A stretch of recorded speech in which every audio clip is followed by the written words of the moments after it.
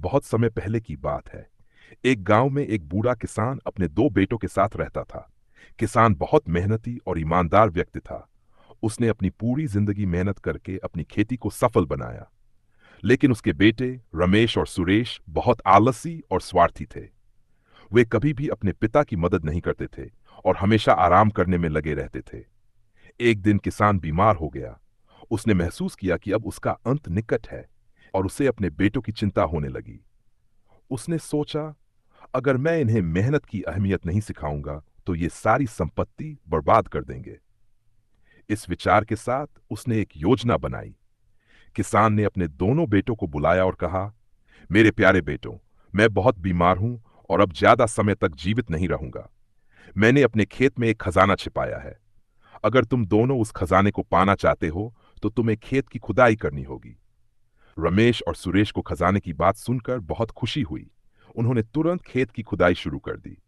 वे दिन रात मेहनत करने लगे, हर कोने की खुदाई करने लगे, लेकिन उन्हें कोई खजाना नहीं मिला। वे थक कर चूर हो गए, पर हार मानने का नाम नहीं लिया। जब सारी खुदाई खत्म हो गई तो उनके पिता ने उन्हें देखा और मुस्कुराते हुए कहा, अब जब तुमने पूरा खेत खोद दिया है तो अब समय है बीज बोने का।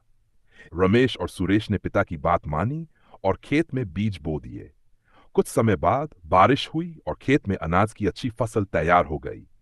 पिता ने कहा, देखो बेटो, यही वह खजाना है जिसके बारे में मैंने तुमसे कहा था। मेहनत और ईमानदारी का फल ही असली खजाना है। अगर तुम इसी तरह मेहनत करते रहोगे तो तुम्हें जीवन में कभी किसी चीज की कमी नहीं होगी। यह सुनकर रमेश और सुरेश को अपनी गलती का एहसास हुआ। उन्होंने समझ लिया कि उनके पिता ने उन्हें मेहनत का असली महत्व सिखाने के लिए यह योजना बनाई थी। अब वे आलसी नहीं रहे और मेहनत से काम करने लगे। जल्द ही उनका खेत सबसे समृद्ध और सफल खेत बन गया। कहानी की शिक्षा। इस कहानी से हमें यह सीखने को मिलता है कि मेहनत और ईमानदारी से किया गया काम ही असली खजाना है। जीवन में कुछ भी बिना मेहनत के प्राप्त नहीं होता। अगर हम पूरी लगन और ईमानदारी से काम करेंगे तो सफलता अवश्य मिलेगी।